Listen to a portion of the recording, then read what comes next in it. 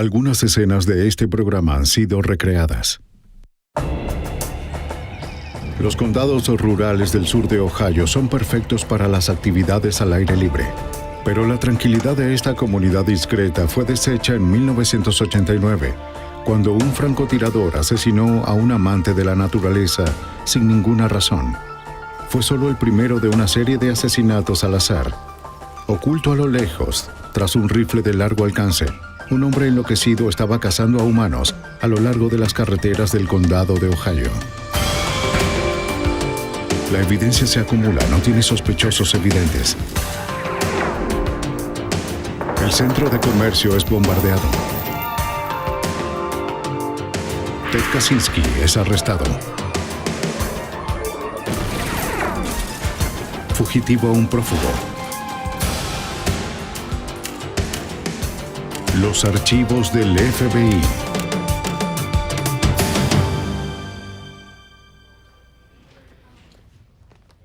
A comienzos de la primavera de 1989, un hombre acechó por los bosques y campos de la zona rural de Ohio. Era un cazador. Un rifle de largo alcance fue el arma de su elección. Pescadores y corredores fueron sus presas. El cazador iba lejos, atacaba al azar y no dejaba pistas. Era tan elusivo como letal. Los investigadores sabían que tenía que ser detenido, pero ninguno sabía cómo. Soy Jill Armstrong, exdirector del FBI en Nueva York. La mayoría de los asesinos tienen una conexión con sus víctimas y un motivo para su crimen, mas no un asesino serial. Sus víctimas son escogidas al azar para satisfacer su necesidad de matar. A menudo viven una vida ordinaria. Sus familiares y amigos ignoran sus pasiones homicidas. Pero los asesinos en serie crean perfiles, tan definidos como las huellas, y cuando se establece una conexión, es solo cuestión de tiempo para atraparlos. Presa humana. Los condados rurales del sur de Ohio son montañosos, rocosos y descubiertos. El lugar tranquilo para los mineros, obreros y agricultores. La clase de lugar donde las personas dejan sus casas sin cerrar y donde rara vez se oye de un crimen violento.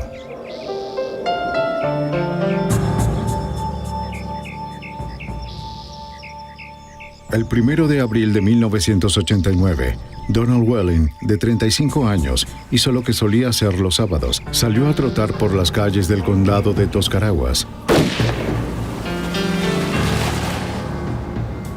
Su tranquilo recorrido matutino terminó con solo un disparo. La bala del rifle destruyó el corazón de Welling, matándolo al instante. Las autoridades locales no pudieron encontrar ningún motivo y tampoco evidencia. El rifle jamás fue hallado.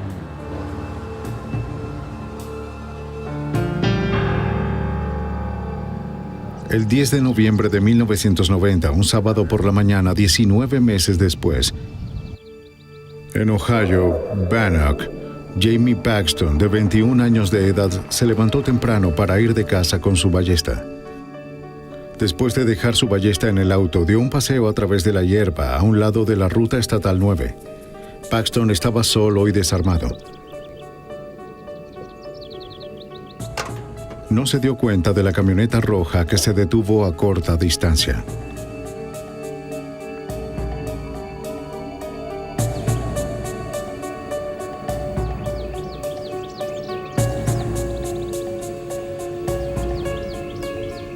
El tirador era cuidadoso y silencioso.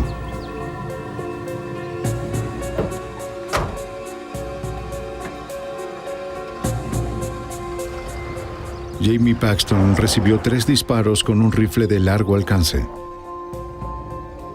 No hubo testigos.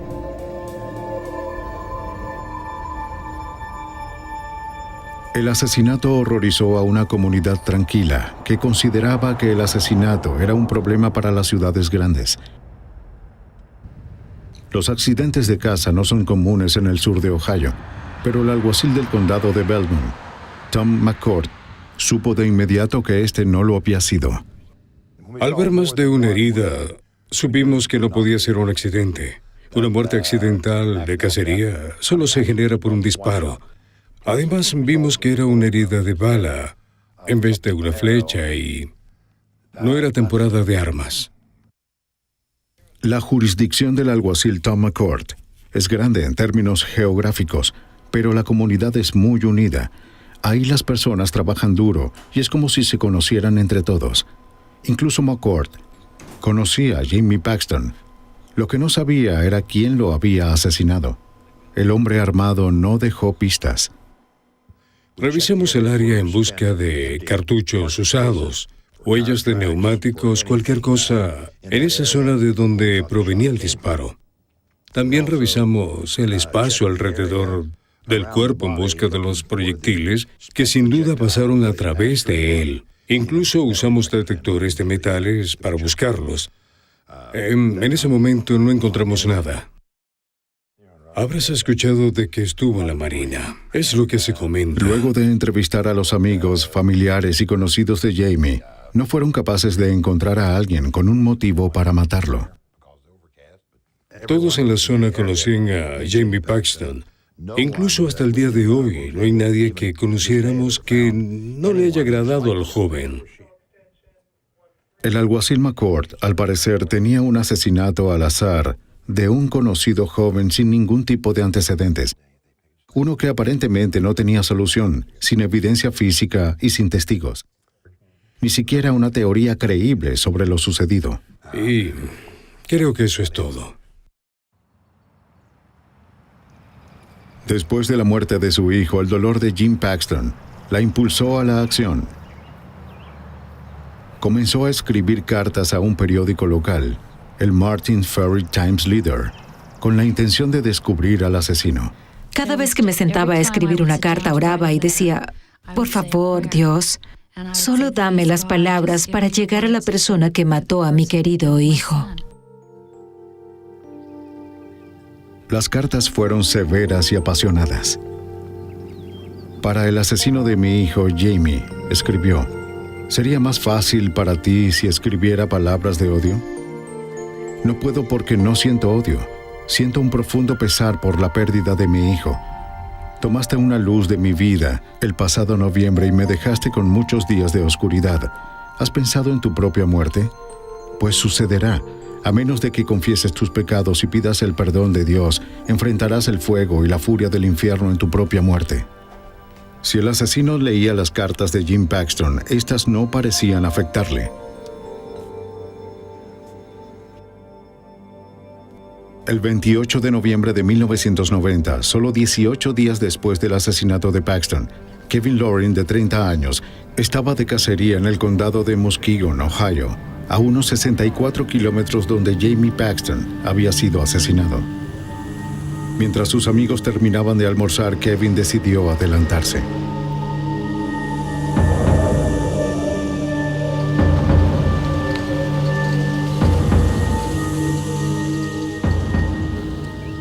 Al caminar por el campo listo para cazar, Loring se convirtió en la presa, ignorando que se dirigía hacia la mira del asesino.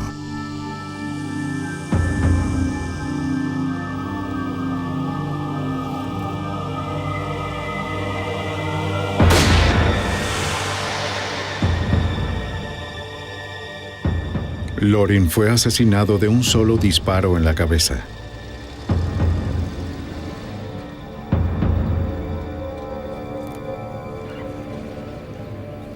El asesino tuvo el cuidado de cometer sus asesinatos en diferentes condados para frenar una investigación que se llevaría a cabo en cientos de kilómetros rurales. El resultado: los investigadores en el condado de Muskegon no estaban al tanto de las otras víctimas del francotirador en los condados cercanos. Concluyeron que la muerte de Loring tal vez había sido un accidente de caza. Jim Paxton nunca se rindió. Siguió escribiendo durante 1991, decidida a hacer aparecer al asesino de Jamie. Siempre sentí que sí podía hacer llegar mis cartas a las manos de la persona que mató a mi hijo. Pensé que podría conseguir que me dieran una respuesta. Y resultó que estuvo en lo cierto. Soy el asesino de Jamie Paxton, decía la carta. Jamie Paxton era un completo extraño para mí. Nunca lo había visto en mi vida y nunca me dijo una palabra aquel sábado. Asesiné a Paxton por un impulso irresistible que se ha apoderado de mi vida. Supe al salir de mi casa aquel día que alguien moriría por mi mano. No sabía quién o en dónde. Luzco como los demás, con una familia, un trabajo y un hogar como usted. Algo en mi mente hace que me convierta en un asesino despiadado sin conciencia. La carta llegó al Martin Ferris Times Leader unos días antes del primer aniversario de la muerte de Jamie. La carta describía el asesinato de Paxton de manera espeluznante. Me encontraba muy ebrio y una voz en mi cabeza me decía, hazlo. Detuve mi auto detrás del de Jamie y me bajé.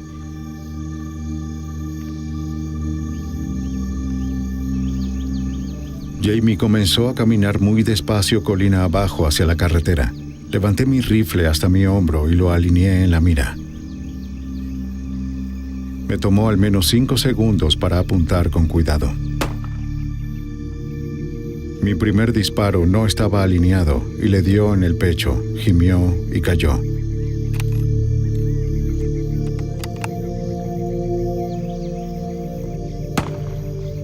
Quería asegurarme de que estuviera muerto, así que le disparé la segunda vez entre su cadera y el hombro mientras estaba boca abajo contra el suelo.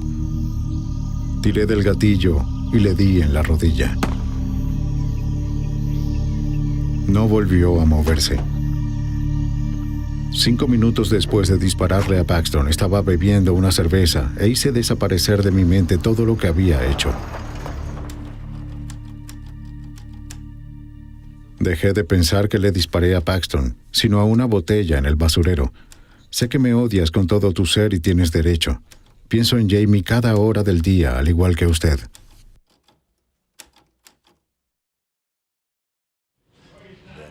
Para el alguacil McCourt, la carta fue un comienzo, evidencia que podría conducir al asesino.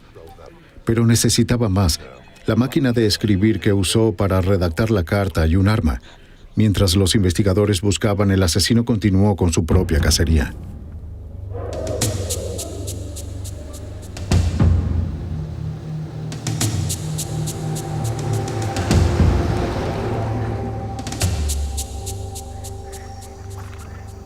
Sábado 14 de marzo de 1992. Claude Hawkins termina su turno de medianoche en la compañía de Pittsburgh Plate and Glass al amanecer. Era un buen momento para pescar y Hawkins fue a un lugar preferido en el río, a un lado de la represa de Creeks.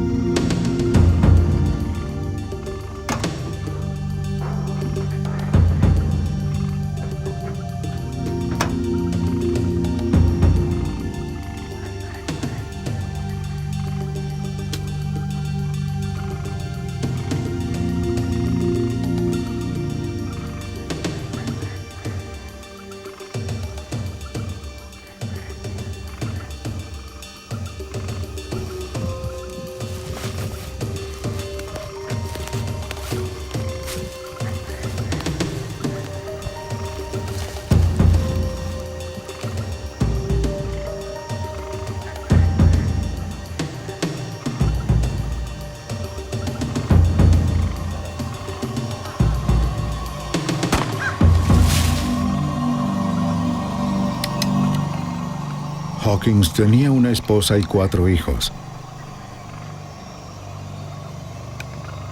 Otro amante de la naturaleza había sido asesinado mientras estaba solo, pero este se produjo en propiedad federal. El FBI intervino. El FBI se unió en la búsqueda del francotirador que mató a su última víctima en propiedad federal. Los investigadores de los 3 condados involucrados, junto con el FBI y la División de Vida Silvestre de Ohio, formaron una fuerza de tareas. No tardaron en darse cuenta de las pocas pistas que tenían. En cada caso, el asesino no tuvo contacto con las víctimas, no revisaba los bolsillos, no robaba. Los casquillos habían sido removidos con cuidado y los autos de las víctimas estaban intactos. El agente especial Harry Trombiras era el encargado de la oficina de campo del FBI en Columbus, Ohio. Lo que sí sabíamos era que el señor Hawkins había muerto de un disparo y por lo general se encontraría algún tipo de cartucho en el área. Recuerdo que buscamos con detectores de metal y nuestras manos y pies algún tipo de casquillo. No hallamos nada. Se trataba de que teníamos a alguien que fuera tan consciente de la evidencia como para recoger los cartuchos después de que disparaba y mataba a alguien. Estábamos lidiando con un tipo de persona diferente.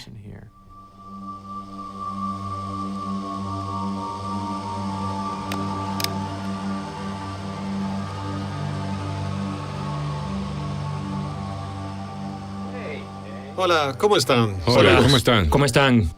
Saludos, ¿qué tal? La Fuerza de Tareas Multijurisdiccional Hola. del FBI concluyó que la muerte de Kevin Loring, declarada accidental, se trataba de un homicidio. Señores, tenemos un problema. Muy bien, lo que tengo aquí es... Al analizar los 4 asesinatos, el equipo de investigación notó muchas cosas en común. Amantes de la naturaleza, cazadores, pescadores o corredores, solos en un entorno rural, todos asesinados con un rifle de largo alcance. Todos los asesinatos, excepto uno, ocurrieron un fin de semana, y el asesino fue muy cuidadoso para no dejar evidencia. Se hizo más que evidente que una sola persona era el responsable. La Fuerza de Tareas estaba detrás de un asesino en serie. No tenemos En cuanto comenzaron a movilizarse, el asesino atacó de nuevo. Ninguna evidencia. Sé que podemos atrapar a esa persona. Sé que podemos.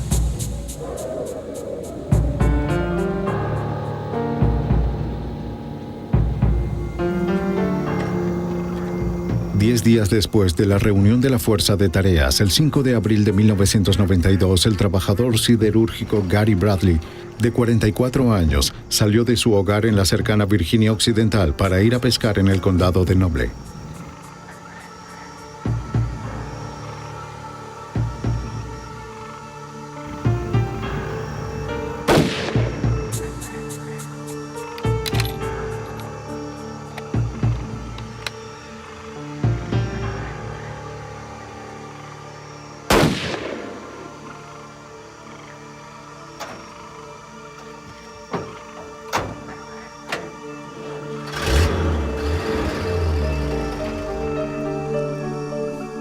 La esposa y los 3 hijos de Bradley nunca volverían a verlo con vida.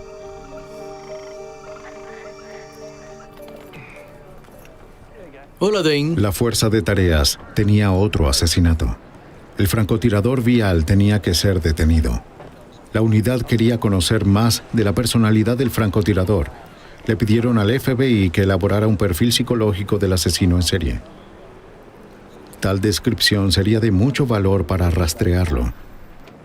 Sí, muy bien. Tal vez encontremos algo que... El mayor Dane Shariak, de la oficina del alguacil del condado de Coshocton, dirigió la Fuerza de Tareas. Después de haber determinado la posibilidad de que estos hechos estuvieran relacionados, el FBI de Columbia organizó una reunión para que la unidad de análisis de conducta viniera al estado y tuviera una conversación con los 5 investigadores de los 5 condados acerca de estos homicidios. La unidad de análisis de conducta del FBI en Quantico, Virginia, puede esbozar con precisión perfiles de personalidad de un individuo a partir de las pistas escasas. Larry Ankrum es un miembro de la unidad de análisis de conducta asignado al caso del francotirador vial. Estudió toda la evidencia disponible, los informes de investigación de los 5 asesinatos y, sobre todo, la carta que el asesino le escribió a Gene Paxton. La noche que regresé a Quantico y revisé estos casos más a fondo, obtuve un perfil formal. Probablemente buscábamos a un hombre blanco, un individuo inteligente, un amante de la naturaleza, alguien que se sintiera cómodo estando en el bosque. Una persona que tal vez estaba reaccionando a algún evento significativo en su vida que no estaba saliendo bien en ese momento.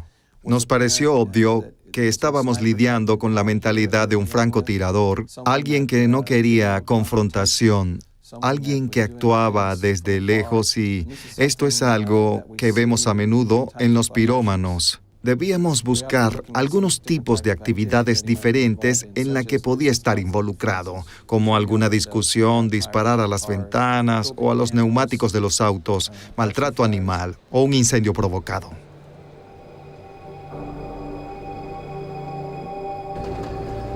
Ankrum creía que la violencia estaba siendo provocada por el estrés y alimentada por el alcohol. Ahora la fuerza de tareas tenía un perfil psicológico del francotirador vial.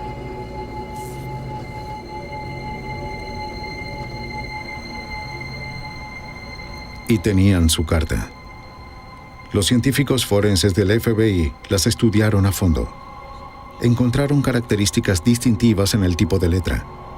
Si podían encontrar la máquina de escribir con la que había sido escrita, sería fácil vincular la carta con su dueño, al igual que el asesinato con el asesino. Tenían que apresurarse, el francotirador seguía afuera.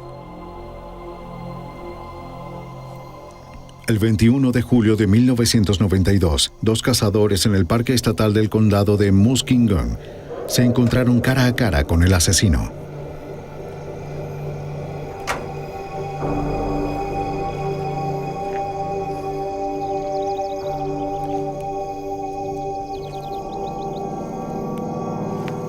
Mientras se movían entre los arbustos, uno de ellos notó algo aterrador.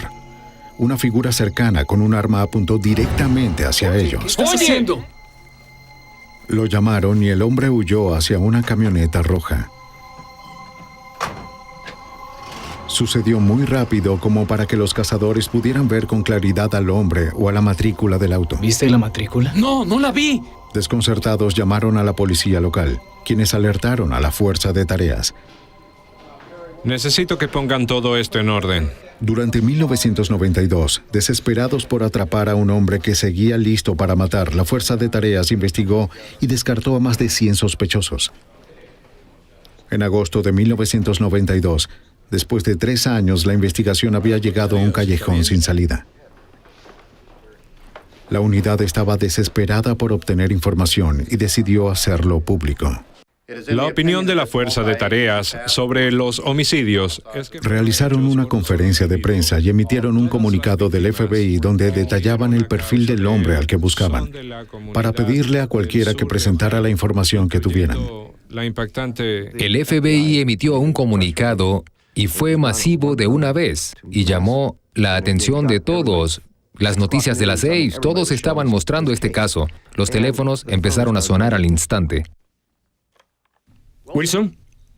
Una de esas llamadas, recibidas en la sede de la Fuerza de Tareas el 26 de agosto de 1992, les dio una pista. La persona que llamó se llamaba Richard Fry. Dijo que pensaba que la Fuerza de Tareas debía averiguar sobre Thomas Dillon, un amigo de la secundaria. D-I-L-L-O-N. Los investigadores tenían un nombre y a alguien dispuesto a hablar. Un miembro de la Fuerza de Tareas se reunió con Richard Fry en una parada en la Ruta 77. Fui a la secundaria con él, crecimos juntos. Allí Fry le habló sobre su viejo amigo, Tom Dillon.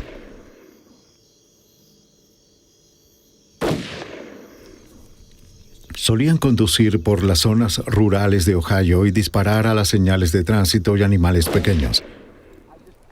Pero Fry encontró a Dillon muy violento y excéntrico para su gusto.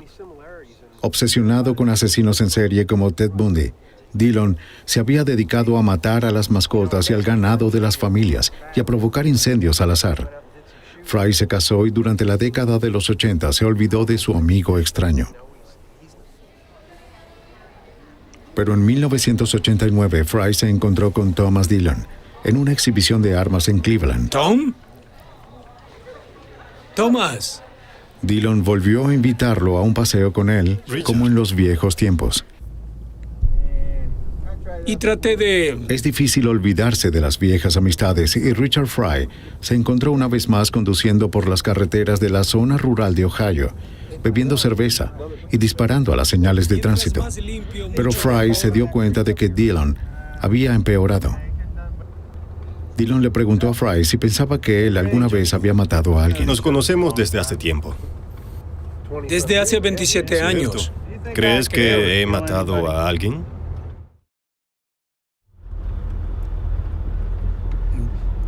Tom, como dijiste, nos conocemos de hace años. Discutió cómo se saldría con la suya con asesinatos al azar, incluyendo la táctica de matar en diferentes condados para confundir a los investigadores. No podrían relacionarlos. Y al ser al azar, no tendrían ninguna pista. Era alguien normal, el típico... Fry dijo que cuando leyó el comunicado de prensa pensó al instante en Tom Dillon. Dio una descripción de Dillon, incluyendo el auto que conducía, una camioneta roja igual a la que habían visto los cazadores. Sí, de hecho es roja. El teniente Walt Wilson, de la oficina del alguacil del condado de Tuscarawas, era miembro de la Fuerza de Tareas. Su trabajo consistía en investigar las pistas y datos que llegaban con más frecuencia a medida que se esparcía el comunicado de prensa. Concluyó que Tom Dillon se ajustaba al perfil del FBI y que debía ser investigado. Comencé a seguir la información que el señor Fry nos había dado. Fui al lugar de trabajo de Tom Dillon en la ciudad de Kenton. Dillon había estado trabajando durante 12 años como dibujante en la compañía Kenton, Ohio Water Works. Wilson buscó el horario de trabajo de Tom Dillon para comparar los días libres de Dillon con las fechas y horas de los asesinatos. El propósito era eliminar a Dillon como sospechoso, pero no pudo. Descubrió que Dillon no trabajó los fines de semana cuando la mayoría de los incidentes ocurrieron, aunque eso no probó nada. Sin embargo, hubo 2 días en los que él había salido del trabajo y que llamaron la atención de Wilson. El 21 de julio de 1992, el día en que los cazadores vieron a un hombre apuntándoles con un rifle, y el 28 de noviembre de 1990, el día en el que Kevin Loring fue asesinado. Dillon podía ser la persona que buscaban. Mientras los otros miembros de la Fuerza de Tareas daban seguimiento a cientos de pistas, el detective Wilson comenzó a vigilar a Thomas Dillon. Quizás Dillon regresaría a las escenas del crimen o guiaría a los investigadores a más pistas. La vigilancia comenzó en octubre de 1992. El detective Wilson siguió a Tom Dillon en sus excursiones de fin de semana, conduciendo por las carreteras del sur de Ohio. Los días libres de Tom comenzaban a las 7 de la mañana. En especial, usualmente los del fin de semana. Salía de su casa y a veces se detenía en una tienda para comprar cerveza. Después se dirigía al sur, hacia otros condados, conduciendo por vías secundarias y también remotas. El 10 de octubre de 1992, mientras seguían a Dillon, Wilson perdió el rastro del vehículo del sospechoso. Mientras Wilson daba vuelta en una esquina, se encontró cara a cara con Thomas Dillon. Ante la posibilidad de ser descubierto, Wilson tuvo que pensar rápido. Lo saludé, me saludó y seguimos adelante. Se detuvo al final de la calle para ver si iba a quedarme allí o no.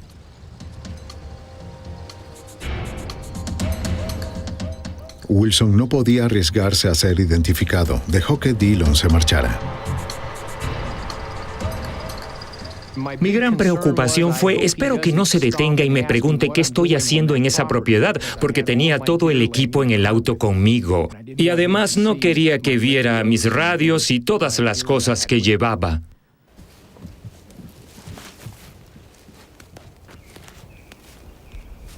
Unos días después, Larry Oler, de Barnham, Ohio, estaba cazando a unos 130 metros de una carretera en el condado de Tuscarawas. Oyó un auto detenerse. A través de los árboles vio a un hombre fornido y blanco. El individuo levantó un rifle.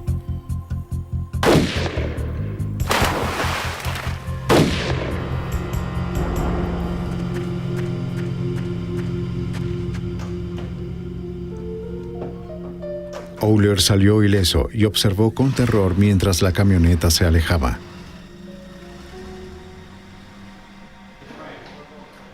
Aunque la descripción de Oler se parecía a la de Dillon, no pudo hacer una identificación positiva. La unidad se dio cuenta de que Thomas Dillon era su sospechoso más probable. Su vigilancia tendría que ser reforzada.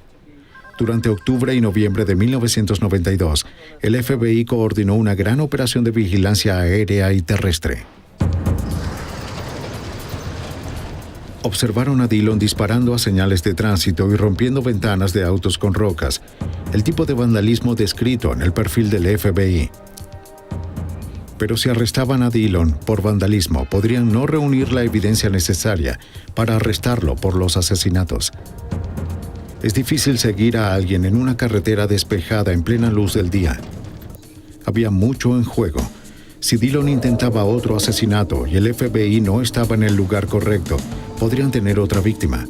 Si arrinconaban mucho a Dillon, podrían ser descubiertos y Dillon se escondería. La vigilancia terrestre tenía que guardar distancia de Dillon. Sigan su rastro. El agente Trumbayras y el capitán Shryock dependían de la vigilancia aérea como sus ojos y oídos. Actuarían si algo sucedía. Sigue conduciendo, no se ha desviado. Un día el equipo de vigilancia se enfrentó a su peor temor. Trumbayras y Shryock estaban muy lejos de Dillon cuando la vigilancia aérea envió una alerta. Cerca de Dillon, en la carretera, se encontraba la víctima perfecta de un francotirador, un corredor. Esta vez una mujer sola, en un entorno natural. Si Thomas Dillon era el asesino, la corredora sería una víctima irresistible. ¡Vayan tras él! Muy bien. Trumbayras y Shryock se pusieron nerviosos. Esperando lo peor, se dieron prisa. Dillon también siguió justo hacia la corredora. Sí, está muy cerca de ella. ¿Qué tan cerca? ¡A pocos metros! ¡Va por ella! Conduciendo a toda velocidad, Trumbayras y Shryock le preguntaron desesperados a los agentes en el avión en dónde estaba y si se estaba deteniendo. Les respondieron, Dillon se está acercando. No hay nadie alrededor. Los agentes aceleraron aún más. Otro mensaje desde el avión. Dillon se está deteniendo cerca de ella. Los agentes contuvieron la respiración.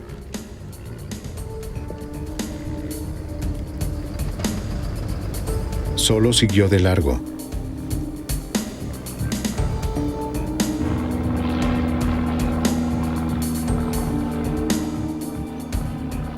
La sensación de alivio duró pocos segundos. El avión comunicó por radio que Dillon dio un giro a la derecha, hacia un camino más corto. La unidad aérea se quedó con él dirigiendo a Trumbayras y Shryock hacia dónde ir. Es cierto, sigue ahí. Luego volvió a girar a la derecha. ¿Estaría intentando regresar? ¿Volvió a girar a la derecha, lo ven? Negativo, no lo veo. Le preguntaron al piloto si la corredora seguía allí. ¡Vamos, vamos! Dillon continuó doblando en cada esquina hasta que regresó al camino. Su giro en U preocupó a los agentes. Estaba volviendo por ella. Otro giro. Va por ella. Trumbayras gritó por su radio, ¿dónde está la corredora? Y respondieron, no podemos ver a la corredora. Pero los agentes sabían que ella tenía que estar en un lugar cerca de Dillon. Si él la volvía a ver, estaban seguros de que la mataría. ¿Qué está haciendo? Se está deteniendo, se está deteniendo.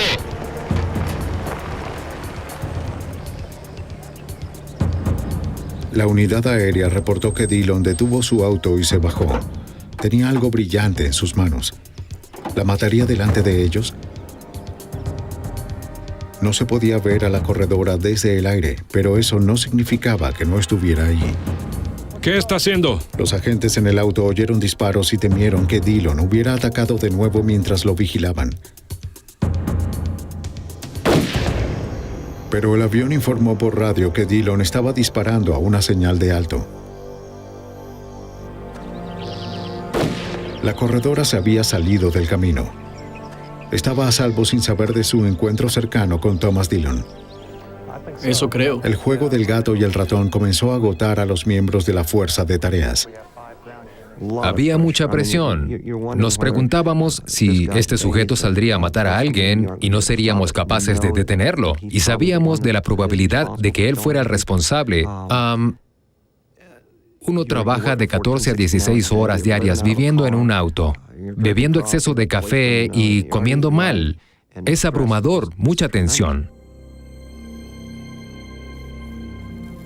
Pero la red siguió cerrándose en torno al sospechoso. El asesino en su carta enviada al periódico había admitido su preocupación por la muerte de Paxton y de haber visitado su tumba. Los investigadores revisaron el video de la tumba de Jamie Paxton grabado el 10 de noviembre de 1991, el primer aniversario de su muerte. Mucha gente presentó sus respetos aquel día, pero la curiosidad más que el respeto fue la agenda de un visitante fotografiado, Thomas Dillon. Los investigadores reconocieron de inmediato al hombre que habían estado siguiendo. Sin duda, él era el francotirador, pero para conseguir su condena necesitaban evidencia sólida para incriminarlo. Tiene que salir en algún momento. Ahí está.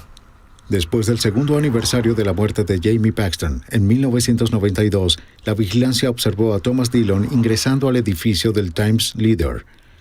Compró una copia del periódico anterior con todos los detalles del funeral de Paxton. El FBI tenía evidencia circunstancial sólida sobre Thomas Dillon, pero carecían de evidencia física como una bala, una pistola o una máquina de escribir para vincularlo a solo una de las víctimas.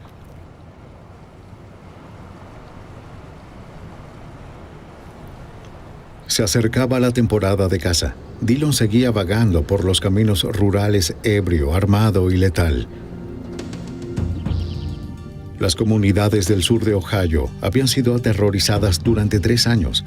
La gente temía salir de sus hogares, pero trataban de llevar una vida normal. Tenían que sacar a Dillon de las calles. La fuerza de tareas sabía que Dillon había tenido problemas en el pasado por posesión ilegal de un silenciador y tenía prohibidas las armas de fuego, una estipulación que violó claramente durante sus actos de vandalismo. No había otra opción para la fuerza de tareas. Tenían que arrestar a Thomas Dillon antes de que asesinara de nuevo. Pero el plan no era solo arrestarlo por posesión de armas, sino convencerlo de que fue atrapado en el acto y hacerlo confesar sus asesinatos. Al carecer de evidencia balística y tener solo un cargo menor por posesión de armas contra Dillon, el FBI necesitaba con urgencia obtener una confesión. Trombairas tenía un plan. Ya que sabíamos cuál era su rutina a través de la vigilancia y que después de dejar su residencia estaría en el supermercado al que va todos los días antes de irse y que luego conduciría alrededor de 600 kilómetros, trataríamos de estar cerca del supermercado. Había un edificio de oficinas ubicado justo al frente que ocupamos. Nos quedamos en el sótano. Lo que el detective Wilson y yo hicimos fue bajar al sótano del mismo, donde íbamos a hacer la entrevista, y allí colocamos a lo largo de las paredes de la habitación los mapas de todas las áreas por las que Dillon condujo, fotografías de las escenas del crimen, artículos de periódicos. Queríamos que ese entorno fuera irresistible para él. Luego, cuadro por cuadro, vamos a mostrarle cada una de las evidencias para ver qué reacción conseguimos. Tenemos refuerzos. Sería abrumador y lo pondría en un estado para poder sentarnos, entrevistarlo y obtener una confesión. El 27 de noviembre de 1992, el plan entró en marcha. Ahora todo el caso dependía de conseguir una confesión. La idea era que cuando saliera del supermercado lo íbamos a interceptar, nos identificaríamos y le pediríamos que nos acompañara voluntariamente a esta sala, en donde queríamos compartir información con él y mostrarle algunas cosas que sabíamos que le interesarían. Si Dillon se negaba, Trombairas levantaría su mano derecha para darles la señal a los agentes de la ATF, quienes son los responsables de realizar arrestos en casos de armas para esposar a Dillon. Puedo recordar su reacción, es decir, su mandíbula se abrió por unos 5 segundos y luego se compuso y dijo, «Quiero hablar con mi abogado primero». Esa fue la señal. Trombairas dio la señal y los agentes de la ATF intervinieron y arrestaron a Thomas Dillon. Dillon no se percató, pero fue una derrota amarga para el FBI. Trombairas pensó que había fallado. A pesar de toda la evidencia que había reunido, a pesar de su certeza de que tenían al francotirador vial, temía que alguien que había asesinado 5 veces fuera liberado en poco tiempo por un cargo menor de armas. En el momento del arresto de Dillon, otros miembros de la Fuerza de Tareas estaban ejecutando una orden de allanamiento en la casa de Dillon. Al fin, el FBI sintió que encontrarían la evidencia física que tanto necesitaban para vincularlo de una vez por todas con los asesinatos. Pero no fue así. Para su sorpresa, los investigadores no encontraron nada para incriminarlo, salvo algunos mapas con lugares marcados con incendios y sitios vandalizados. Dillon se rehusaba a hablar. Lo estaban reteniendo, pero no había nada que pudieran hacer. Ya todo se había acabado, hasta que dijo que quería hablar con su abogado. Por lo que regresamos al restaurante y bebimos una taza de café y de repente nos dijo que quería hablar con nosotros. Así que Walt y yo nos subimos a nuestro auto y llamamos a la cárcel del condado de Stark. Trombayras y Wilson confrontaron a Dillon con una evidencia tras otra, fotografías, cintas de videos, recortes de periódicos mostrando su relación con los asesinatos. Sacaría una evidencia a la vez y se la mostraría. Y como lo habíamos sospechado, estaba muy interesado en la información que teníamos. Las imágenes de la vigilancia, las fotos de la escena del crimen, los disparos a los animales que encontramos a lo largo de las carreteras y eso. Se podía notar que él estaba fascinado con eso. Fascinado, pero sin hablar, Dillon dijo que no serviría de nada admitirlo ahora. Otro callejón sin salida para el FBI. El abogado de Dillon argumentaba que se le debía perdonar la cárcel por el cargo de armas. Ahora, a menos de que surgiera algo, Thomas Dillon tendría que ser liberado. Muchas gracias a los medios de comunicación por haber venido hoy. Ahora la unidad especial estaba luchando contra el reloj. Desesperados por evidencia física, realizaron otra conferencia de prensa recurriendo al público por cualquier información sobre armas que pudieran haber comprado o vendido a Thomas Dillon. Mientras tanto, el miembro de la Fuerza de Tareas, Jerry Wade, de la División de Vida Silvestre de Ohio, estaba siguiendo una pista. Un testigo llevó a Wade a un lugar en donde hace un par de años vieron a Thomas Dillon disparar su arma. Wade esperaba que eso lo condujera a alguna evidencia balística para vincular a Dillon con uno de los asesinatos. Esta persona nos hizo notar que había visto a Thomas Lee Dillon dispararle a este ciervo con un rifle y pensó que este podría ser uno de los que usó. Y si podíamos encontrar alguna evidencia física, por ejemplo los casquillos, y hacerlos coincidir con el arma homicida, vincularíamos ese rifle con Thomas Lee Dillon antes de los asesinatos, lo que nos daría un caso mucho más fuerte, ya que él poseía el arma antes de los asesinatos. Las posibilidades de encontrar los casquillos pequeños en un área tan amplia eran escasas y habían pasado 2 años desde que el rifle había sido disparado. Con determinación y paciencia, Wade revisó cada centímetro del campo, en donde el testigo anónimo le dijo que vio a Dillon dispararle al ciervo. Partiendo desde el árbol descrito por el testigo, Wade revisó el área caminando en círculos usando su mano y la ayuda de un detector de metales, indicando con cuidado el territorio.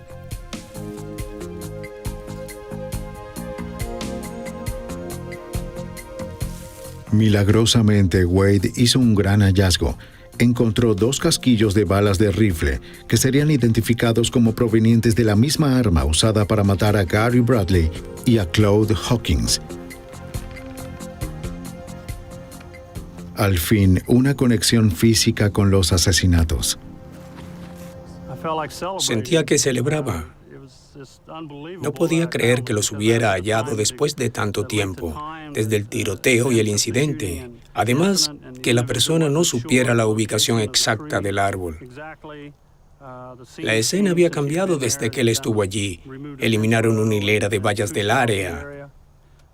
Me sentí muy afortunado de encontrarlos y sentí que era el momento de celebrar. Es como si me hubieran dado un regalo.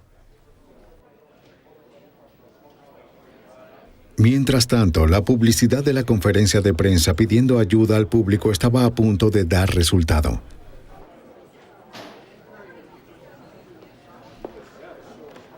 El 4 de diciembre, el capitán Sharrock atendía los teléfonos en la sede de la Fuerza de Tareas.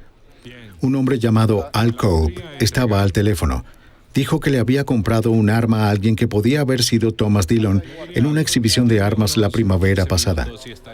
La fecha, el 5 de abril, el mismo día en que Gary Bradley fue asesinado. El arma fue enviada al laboratorio del FBI en Washington para realizar pruebas balísticas. El agente especial Paul Schrecker es un experto en balística que trabaja para el buró.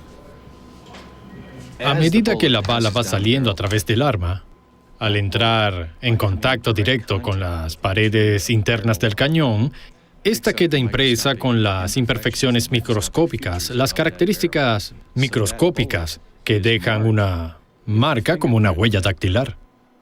Los fragmentos de las balas tomados de los cuerpos de Gary Bradley y Claude Hawkins fueron examinados por los laboratorios del FBI. Un pedazo de bala puede seguir siendo valioso para la comparación, aunque pueda fragmentarse y quebrarse como resultado del impacto en la víctima, y solo se recuperen los pedazos. Estos fragmentos todavía están marcados. Aún tienen las impresiones del interior del cañón del arma, y se pueden usar para hacer una comparación positiva o una identificación. Cuando se envió el arma al laboratorio, se hicieron las pruebas de balística y las balas disparadas fueron comparadas con los fragmentos recuperados de las víctimas. Al Cobb hizo las pruebas con el arma y se examinaron las balas para buscar las características que pudieran tener en común con los fragmentos de las balas tomados de los cuerpos de Gary Bradley y Claude Hawkins.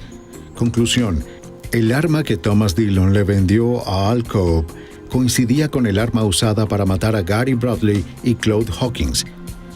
Al fin, el FBI le dio la noticia a Thomas Dillon. Cierra la puerta, por favor. El agente Trombairas visitó a Dillon en la cárcel y lo confrontó con la evidencia. Él y su camioneta coincidían con la descripción de los pocos testigos. Estuvo ausente en el trabajo cuando ocurrió cada asesinato. Tenía un historial de violencia al azar y de uso de armas, y el FBI podría probar en la corte que un arma que tuvo mató al menos a 2 de las víctimas. Pero Trombairas sabía que Dillon era el culpable de los 5 asesinatos y quería un cierre para las familias de las víctimas. Le ofreció un trato a Dillon. Como presión, Trombairas le recordó a Dillon que se enfrentaba a la silla eléctrica de Ohio. Dillon se puso nervioso y comenzó a negociar.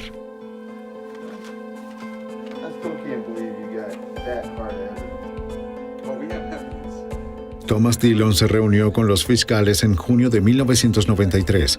Acordó admitir los 5 asesinatos si la pena de muerte se descartaba como posible sentencia.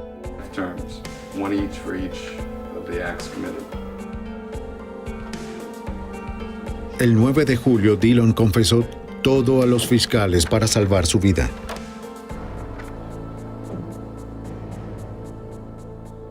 El 12 de julio de 1993, Thomas Dillon entró sonriente a la corte del condado de Noble para hacer su declaración. En este momento, señor Dillon, ¿cómo se declara en la primera acusación en el caso número 93R4 que implica la muerte de... el cargo de homicidio agravado relacionado con la muerte de Gary Bradley? ¿Cómo se declara? Culpable. Con las familias de las víctimas observando, Dillon confesó haber asesinado a Donald Welling, Kevin Lauren, Claude Hawkins, Gary Bradley y Jamie Paxton. Seguía sonriendo y sin arrepentirse cuando salió de la corte.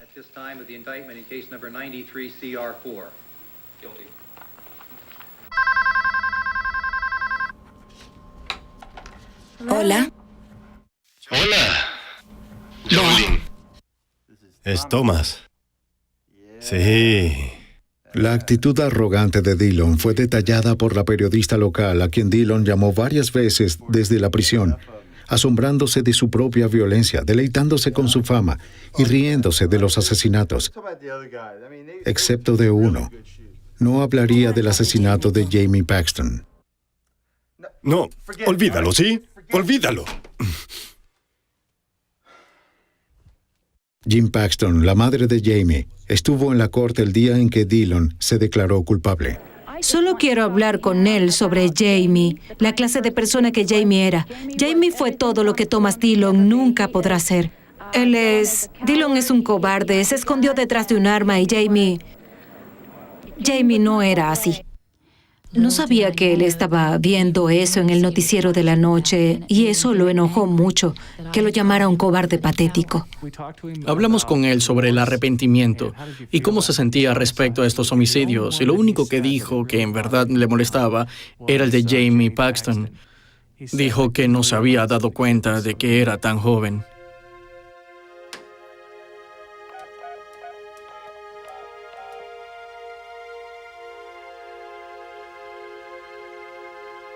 Hola, señora Paxton. Es Thomas Dillon.